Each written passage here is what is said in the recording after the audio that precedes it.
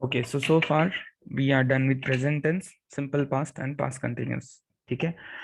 Now the second tense is past perfect. ठीक आहे.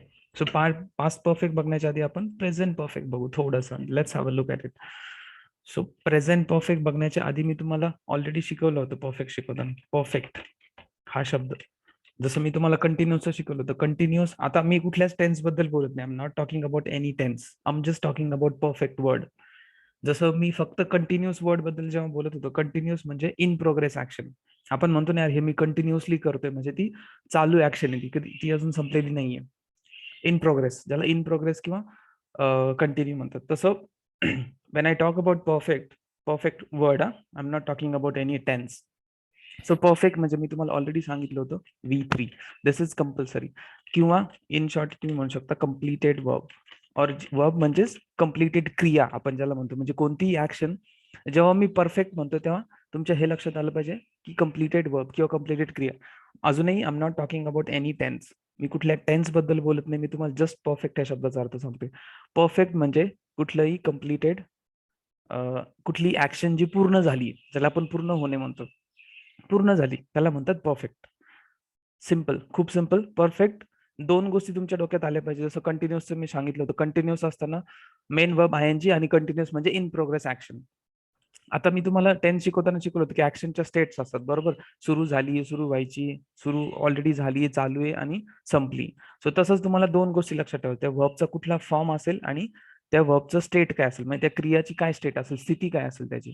So perfect म्हणजे always V3, compulsory V3. Whenever you talk about perfect tense, कुठलाही perfect tense असू द्या, आम again saying की V3 हे कंपल्सरी. कुठलाही कंटिन्युअस टेन्स असू द्या, main verb ING compulsory.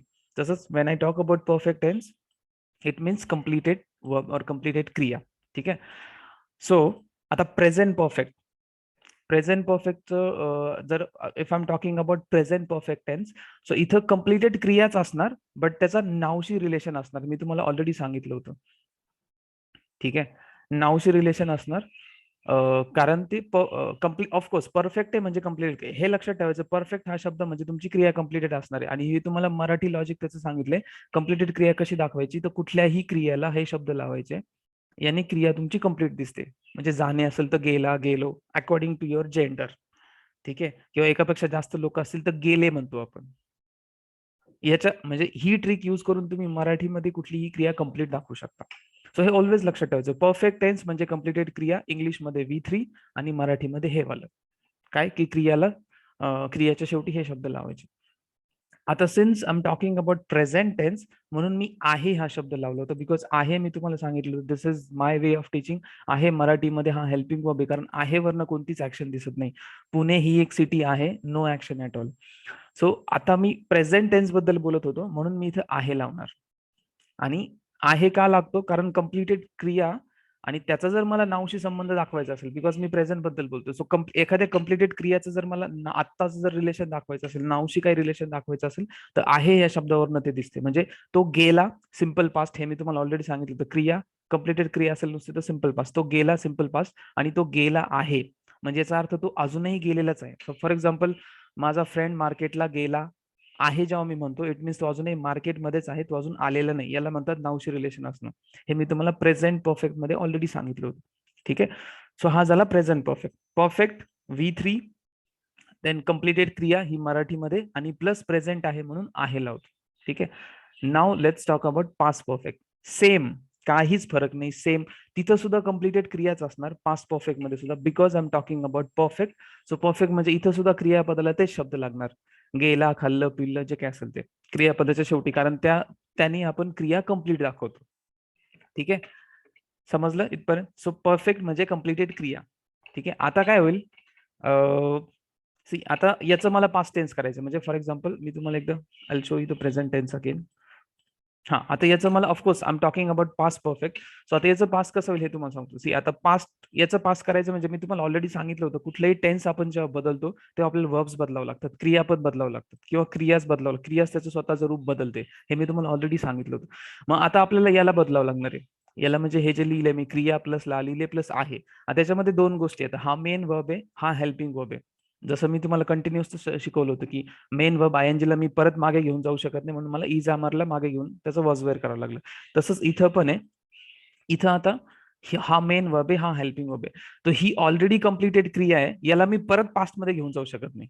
For example मी गेलो, आता गेलोचं पुन्हा पास्ट होऊ शकत नाही. ठीक आहे, म्हणून मजबुरीवश मला याला पास्ट मध्ये घेऊन जावं आहेला. आणि आहेचा पास्ट टेन्स जो असतो तो तुम्हाला माहिती ऑलरेडी, आपण पास्ट कंटिन्युअस मध्ये शिकलोय ऑलरेडी. सो होता होती होते. म्हणजे तुमची मराठी ट्रिक तीच राहणार की क्रिया प्लस म्हणजे कम्प्लिटेड वर्ब, फक्त हे शब्द शेवटी लागणार. म्हणजे मी काय केलंय, सिम्पली प्रेझेंट टेन्सला पास्ट टेन्स मध्ये घेऊन गेलोय. बट कसं घेऊन गेलोय, ह्या मेन वर्बला मी आता ऑलरेडी परत पास्ट मध्ये घेऊन जाऊ शकत नाही, कारण हे एकदम शेवटचं रूप आहे त्याचं. याच्या पलीकडे परत त्याचा फॉर्म पडत नाही कम्प्लिटेड क्रियाचं. म्हणजे एखादी क्रिया, आता सपोज हे खाल्लं पिल्लं गेला केलं, याच्या पलीकडे पास नाहीये, म्हणून मला मजबुरीवश आहेला पास मध्ये घेऊन जायला. आणि तुम्ही बघा ना, सिंपल त्याचा सेन्स पण बनतोय. सपोज आता फॉर एक्झाम्पल तो मार्केटला गेला आहे, हे माझं एक जस्ट एक्झाम्पल होतं. प्रेझेंट टेन्स बिकॉज आहे दाखवलं, त्याचं मला पास करायचं, तुम्ही काय म्हणा, तो मार्केटला गेला होता. राईट. आता if I talk about uses, uses तुम्हाला कळणार नाही ऍक्च्युली. आता युजेस मध्ये कसं असतं, युजेस मध्ये असं सांगितलं जातं की पास्ट परफेक्ट टेन्स कधी वापरायचं, जी क्रिया पास्ट मध्ये सुरू झाली, पास्ट मध्ये संपली. ऑफकोर्स आता याचं कन्फ्युजन होतं सिम्पल पास्ट सोबत. तर सिम्पल पास्ट मध्ये पण तेच आहे, मी गेलो, मी बाहेर पडलो, मी दोन लोकांचं भांडण पाहिलं, तिथं त्या भांडण सोडवण्याचा प्रयत्न केला, हे पण ऍक्शन पास्ट मध्ये झाले असतात, पास्ट मध्ये स्टार्ट झाले असतात, पास्ट मध्येच कम्प्लीट झाले असतात.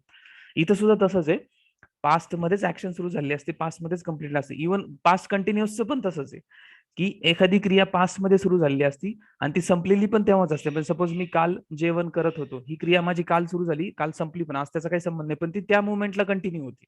सो इथं पण तसंच आहे, पण हे युजेस वरनं मुलांना कळत नाही. टू बी ऑनेस्ट, इथं खूप सारं कन्फ्युजन होतं. मी जर तुम्हाला असं शिकवलं ना की ती क्रिया पास्ट मध्ये सुरू झाली, पास्ट मध्ये संपली, तुम्ही म्हणा सर हे तर सगळ्याच पास्ट टेन्स मध्ये तसंच होतं. ऑफकोर्स तसं होतं, फक्त टाइम लक्षात घ्या.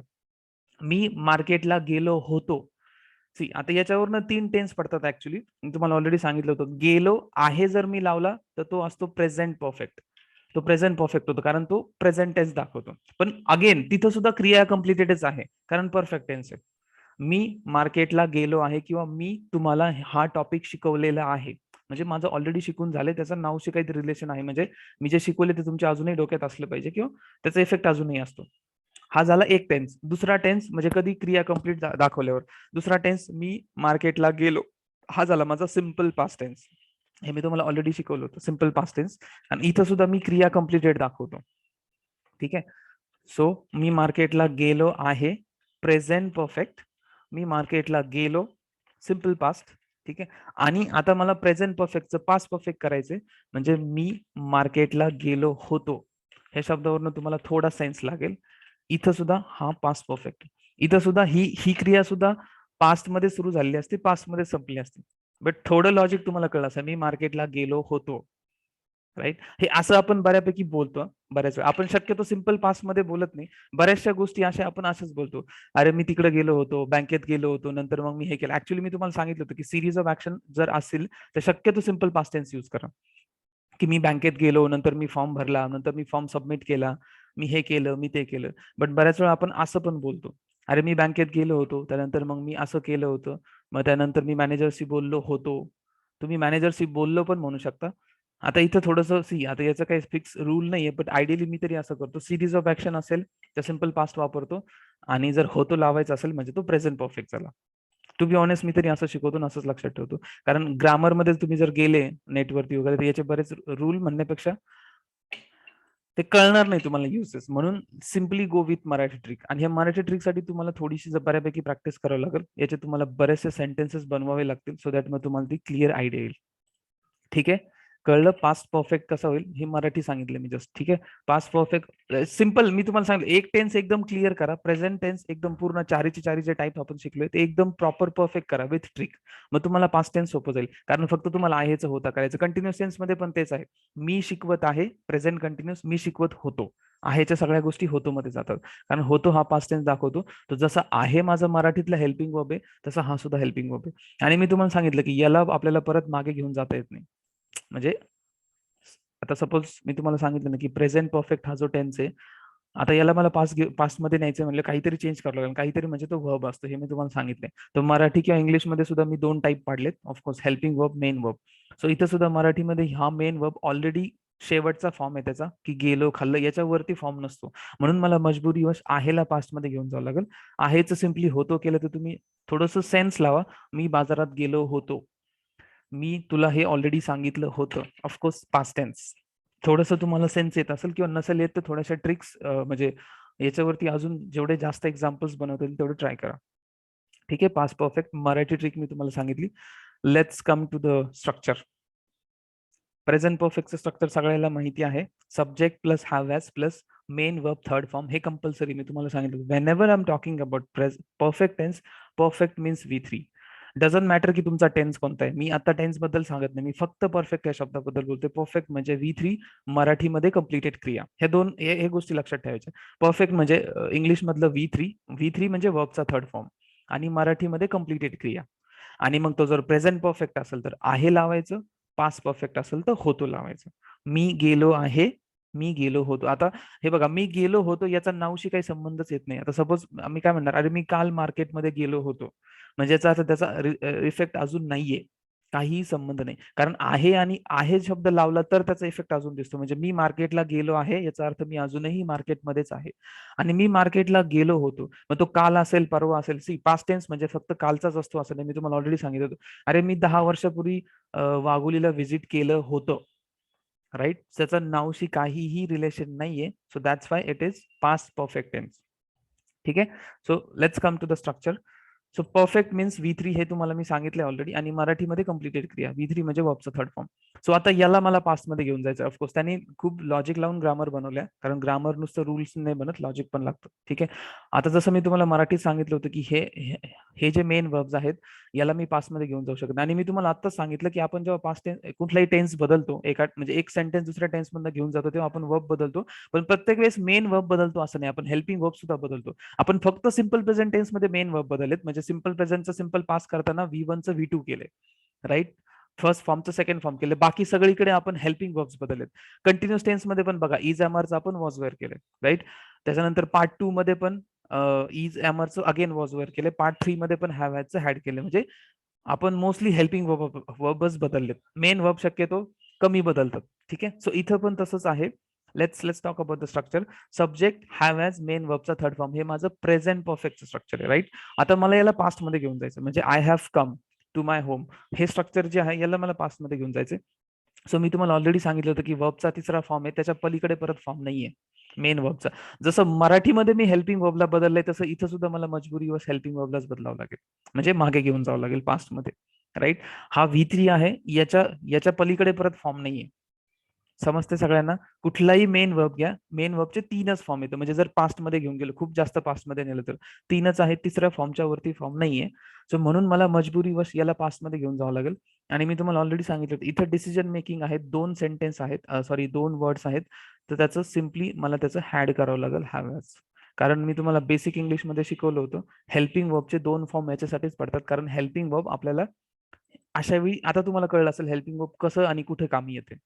हा, आता हेल्पिंग वर्बचं फ्युचर टेन्स करायची गरज नाही. हेल्पिंग वर्बचे मुलं विचारतात, सर हेल्पिंग वर्बचा तिसरा फॉर्म का नाही, फ्युचरसाठी फॉर्म का नाही, म्हणजे कारण आपण फ्युचर टेन्स पण आता पुढे शिकणार आहोत ना. मग मला एक जणांनी विचारलं की सर ठीक आहे, म्हणजे जेव्हा पास्ट टेन्स कम्प्लीट झाला तेव्हा त्याच्या डोक्यात एक डाऊट आला, that is which is very valid.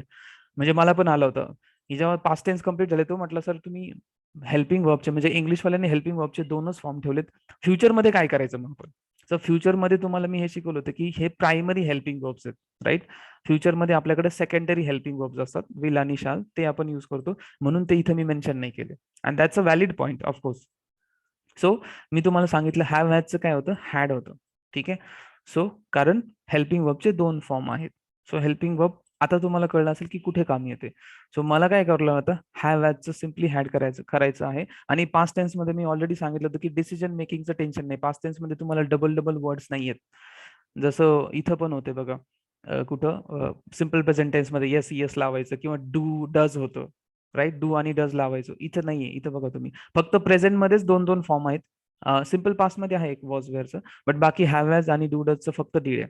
Have हॅडचं had आणि डू डजचं डीड. म्हणजे तुम्हाला इथं डिसिजन मेकिंगचं टेन्शन नाहीये. 2-2, 3-3 शब्द नाहीत. सिम्पली आपण सिम्पल पास्ट मध्ये पण फक्त डीड वापरलं होतं, पण सिम्पल प्रेझेंट टेन्स मध्ये डू आणि डज.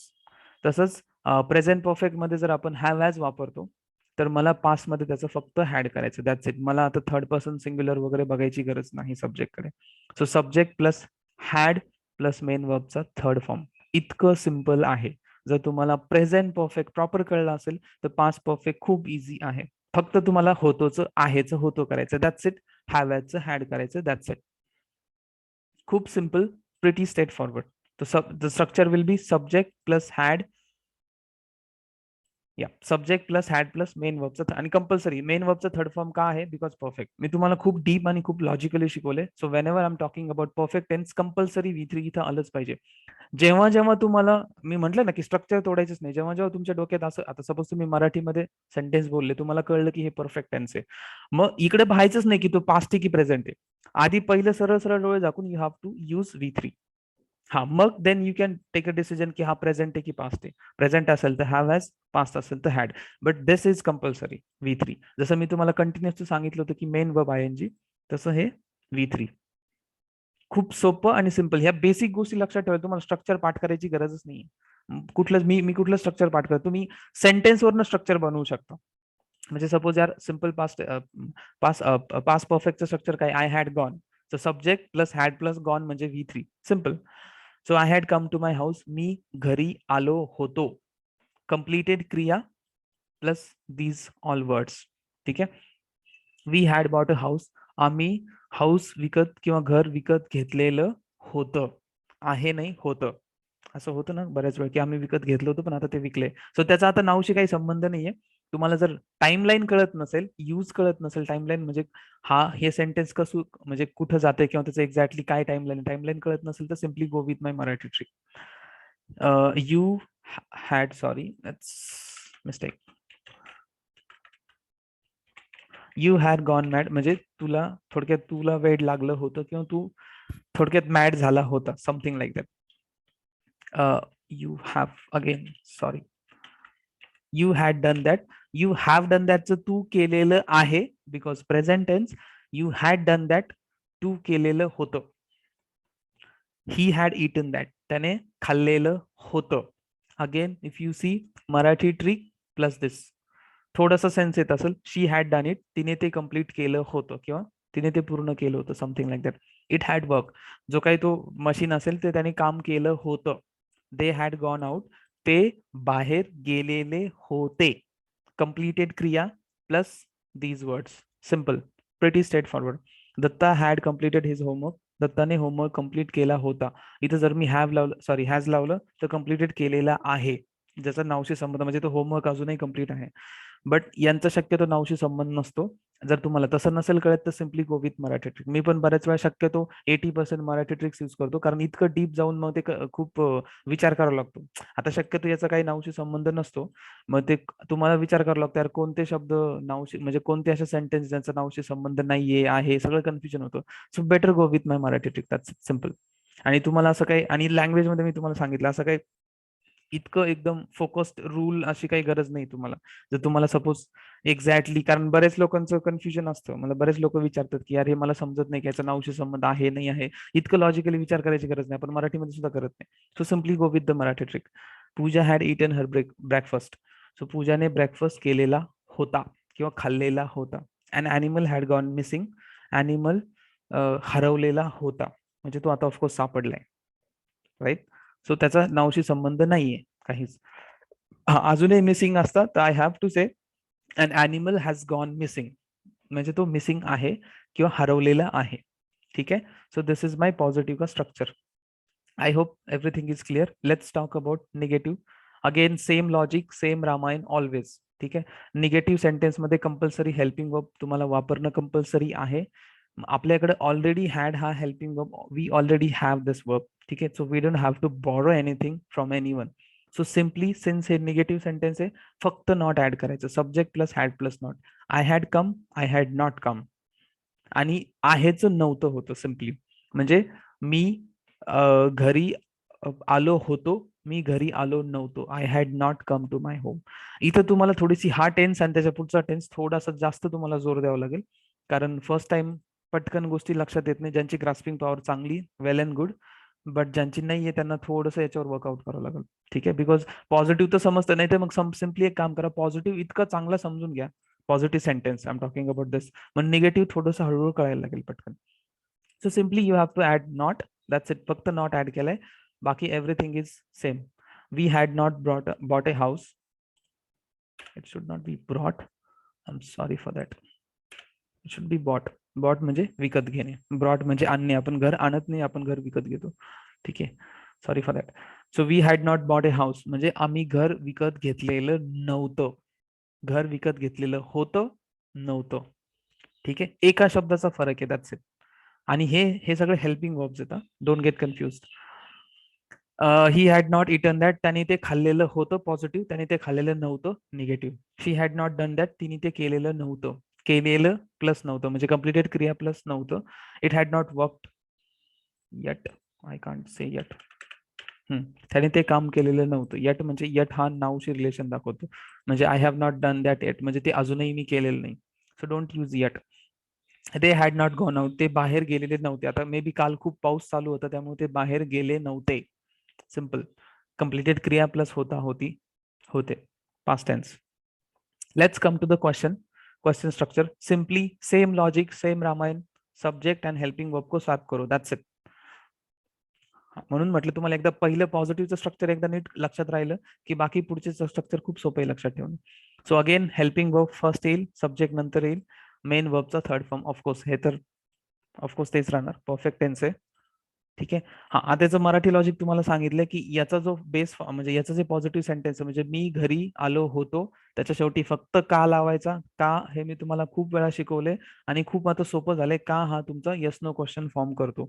मी घरी आलो होतो, सॉरी, पॉझिटिव्ह सेंटेन्स, आणि मी घरी आलो होतो का, question. Simple. So I had come to my house या होम, हॅड आय कम.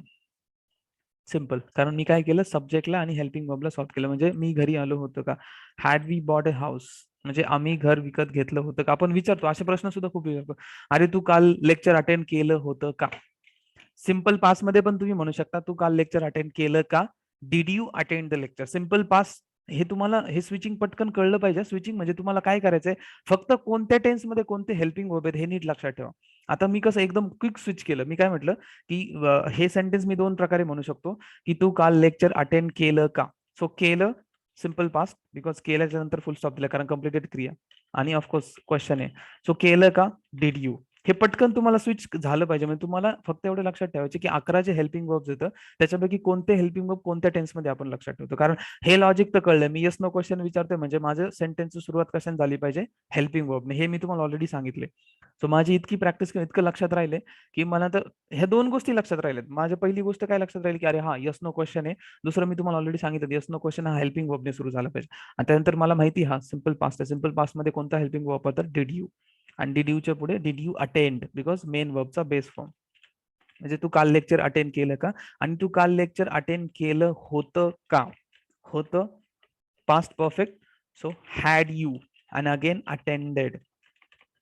हे तुमचं क्विक असं स्विच झालं पाहिजे. म्हणजे मी तेच म्हटलं की तुम्हाला इतके सेंटेन्सेस बनवावे लागतील त्या ट्रिकचे, so that you can quickly switch sentences in any tense. So त्यासाठी मी तुम्हाला म्हटलं होतं लाखो हजारो जितके तुम्हाला सेंटेन्सेस एका ट्रिकमध्ये यूज करता येतील तेवढे करा, किंवा ही प्रोसेस स्टार्ट करा. कारण प्रोसेस एक लक्षात ठेवा, कुठली गोष्ट तुम्ही जर उदय सरांचं सेशन अटेंड केलं असेल तुम्हाला कळलं असेल की कुठलीही गोष्ट तुम्हाला जर एखादी गोष्ट पाहिजे असेल तर रिपिटेटिव्हली करा. You have to breathe that.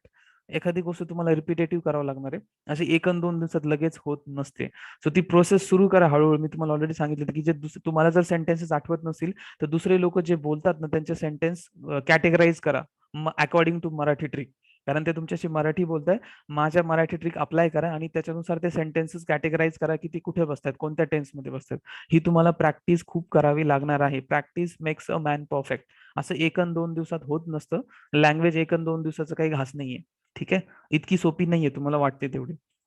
So keep doing that. So lecture attend केलं, simple past did you, because मला माहिती आहे सिम्पल पास्ट मध्ये मी डिड हा हेल्पिंग वर्ब वापरतो आणि हे yes no question yes no question always helping वर्बने सुरू होतात आणि केलं होतं का past perfect. So had you attended, pretty straightforward आणि simple. Had she done it, तिने ते केलं होतं का. हॅड दे गॉन आउट, ते बाहेर गेले होते का, something like that. Had that animal gone missing, तो प्राणी हरवलेला होता, तो प्राणी हरवलेला होता का. So if you see every sentence starts with helping verb and that is had. So तुम्हाला फक्त 2-3 गोष्टी लक्षात ठेवायच्यात की आपल्याकडे जे 11 हेल्पिंग वर्ब्स आहेत ना, आता ऑलमोस्ट सगळे टेन्स संपत आले म्हणून सांगतोय. आता सगळे हेल्पिंग वर्ब्स आपले यूज करून झालेत. हा शेवटचा टेन्स होता ज्याच्यामध्ये हेल्पिंग वर्ब यूज करा. आता पुढचा जो टेन्स आहे त्याच्यामध्ये सुद्धा हे सेम हेल्पिंग वर्ब आहे. सो हेल्पिंग वर्ब्स रिपीट होत आहेत. काही काही याच्यामध्ये लक्षात घ्या, was were, is am are, have has हे रिपीट होत आहेत परत परत. बट तेवढं तुमच्या डोक्यामध्ये तेवढं ते बसलं पाहिजे फक्त की कोणतं हेल्पिंग वर्ब कुठे कुठे वापरले गेले. ठीक आहे. आणि थँक गॉड 11च येतं, जास्त काही नाहीये, त्यामुळे कन्फ्युजन होऊ देऊ नका. Clear? So this is my yes no question. So let's come to WH question structure. So WH question again same logic, same Ramayana as I already told you. Sentence मध्येच मी already सांगितलं होतं. This sentence, this structure is already is completely copy pasted as it is. ठीक आहे. Just you have to add WH word. WH word फक्त तुम्हाला add करायचे question विचारताना. मी घरी आलो होतो, मी का घरी आलो होतो, मी घरी आलो होतो का. ऑफकोर्स हा येस नो क्वेश्चन आहे. जर मला त्याचा डब्ल्यूएच करायचा असेल तर आधी मी पॉझिटिव्ह, प्रत्येक वेळेस थोडंसं पॉझिटिव्ह वरती जास्त कॉन्सन्ट्रेट करा, पॉझिटिव्ह सेंटेन्स. मग तुम्ही त्याचं निगेटिव्ह क्वेश्चन आणि डब्ल्यूएच आरामात करू शकता. पॉझिटिव्ह नीट समजून घ्या. मी घरी आलो होतो, सिम्पल, हा माझा पॉझिटिव्ह सेंटेन्स. किंवा मी घरी पोहोचलो होतो, आय हॅड रिच्ड होम. मग मी कधी घरी पोहोचलो होतो, मी किती वाजता घरी पोहोचलो होतो. किंवा मी का घरी पोहोचलो होतो, why had I, when had we, आम्ही घर कधी विकत घेतलं होतं. Why had you done it, की तू हे का केलं. आपण म्हणतो ना, एखाद्या मुलांनी चूक केली तर आपण म्हणतो यार तू हे असं का केलं. आता हे मी सांगितलं ना की आपण दोन्ही टेन्स मध्ये, सिम्पल पास्ट मध्ये पण बोलू शकतो, प्रेझेंट पास्ट परफेक्ट मध्ये पण. तू ते का केलं, simple past. Y did you do that, because मला माहिती आहे सिम्पल पास्ट मध्ये डिड वापरतो. आणि तू ते का केलं होतं, why had you done that. Had plus V3 म्हणजे तुम्हाला इतकं स्विचिंग पटकन जमलं पाहिजे. Simple past did plus main वर्बचा बेस. तुम्ही मी बघितलं, मी तुम्हाला सेंटेन्स करून दाखवलं. Why did you do that. आता मुलांचं काय होतं, वाय डिड यू डन, असं सगळं कन्फ्युजन होतं. अरे इकडे डन वापरलं मग तिकडे पण डन. तर तेवढं तुम्हाला ते झालं पाहिजे तुमच्या ब्रेनमध्ये, तेवढं तुम्ही त्याला तेवढं ब्रेनला तेवढं प्रॅक्टिस केली पाहिजे.